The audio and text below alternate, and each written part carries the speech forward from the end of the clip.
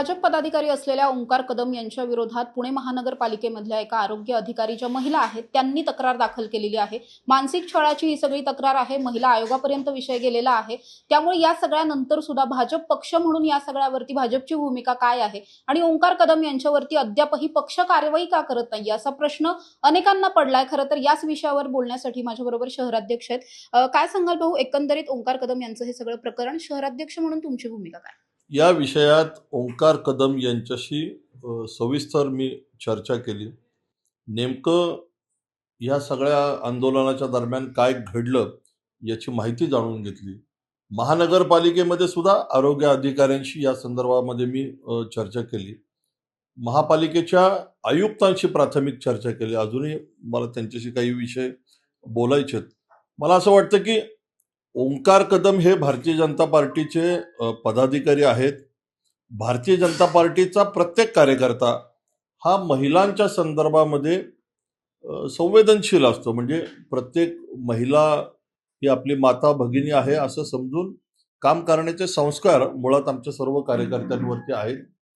आता त्याची दुसरी बाजू की त्या आरोग्य विभागामध्ये अनेक गोष्टी चुकीच्या पद्धतीने होतात, भ्रष्टाचार होतात, असे आरोप मांडण्याचा प्रयत्न ओंकार कदम यांच्या माध्यमातून त्या ठिकाणी झाला।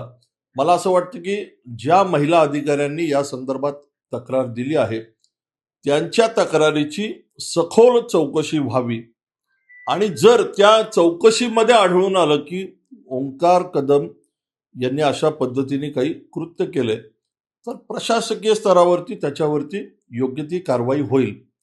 दुसरी बाजू की हे जे आरोप ओंकार कदम आणि त्यांच्या माध्यमातून तिथं केले गेले, मला असं वाटतं की ते आरोप बिनबुडाचे आहेत का, त्याच्यामध्ये काही तथ्य आहे का? आरोग्य विभागामध्ये जे प्रकार घडतात, गैरप्रकार घडतात, याची सुद्धा चौकशी ही आयुक्तांच्या मार्फत झाली पाहिजे अशी भूमिका आम्ही त्या ठिकाणी मांडलेली आहे।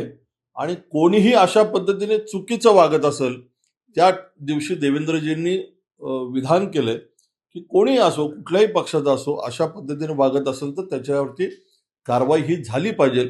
पण मला असं वाटतं की याची शहानिशा झाली पाहिजे।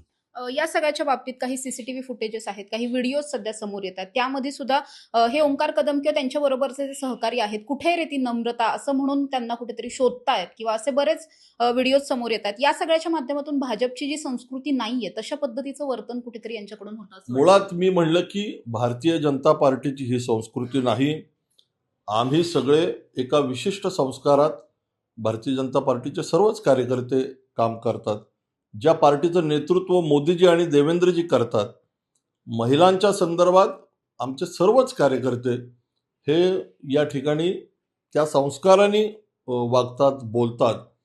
परंतु जर त्यांचा आरोप आहे आणि ह्या चौकशी अंती असं निष्कर्ष जर तसा झाला तर मला असं वाटतं की त्या विषयात प्रशासनाकडनं आणि पार्टीकडनं योग्य तो विचार होऊन कार्यवाही केली जाईल।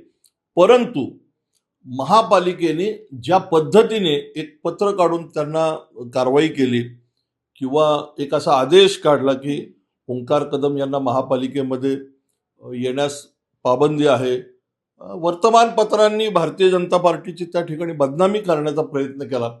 माझा प्रश्न आहे की या महापालिकेमध्ये माहिती अधिकार या कायद्याचा गैरवापर करून अनेक जण अडवणूक करतात, महापालिकेच्या कर्मचाऱ्यांना त्या खात्यातल्या संबंधित माणसांना हाताशी धरून ब्लॅकमेलिंग करतात, अशी शेकडोची यादी महापालिकेच्या प्रशासनाला माहिती आहे।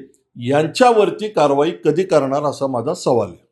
भाऊ, हे सगळं ओंकार कदमांविषयी आपण बोललो, मात्र त्यांच्याबरोबर ज्या काही महिला कार्यकर्त्या किंवा त्यांच्या समर्थक सहकारी ज्या काही असतात त्यांच्याकडून एक फेसबुक लाईव्ह करण्यात आलं, ज्यामध्ये असं म्हणण्यात आलं की त्या ज्या महिला अधिकारी आहेत त्यांना आम्ही कपडे सुद्धा त्यांच्या अंगावरती ठेवणार नाही जर त्यांनी अशा पद्धतीचे आरोप करणं थांबवलं नाही।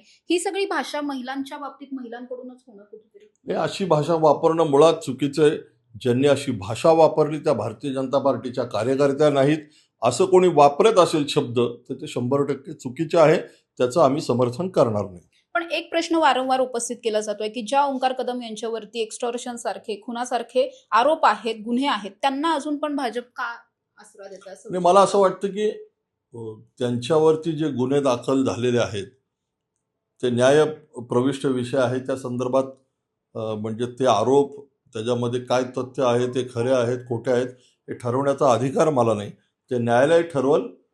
परंतु ह्या विषयासंदर्भात एका महिला अधिकाऱ्याने दिलेली तक्रार आहे, याच्या संदर्भात शहानिशा करून त्या चौकशी समितीमध्ये त्या निष्कर्षावरती जर येऊन पोचली तर आम्ही योग्य ती कारवाई करू. शेवटचा प्रश्न आहे, जर या प्रकरणात तुम्ही म्हटलात की निष्कर्षापर्यंत जर पोहोचले आणि ओंकार कदम जर यामध्ये दोषी असतील, पक्ष म्हणून काय कारवाई होईल?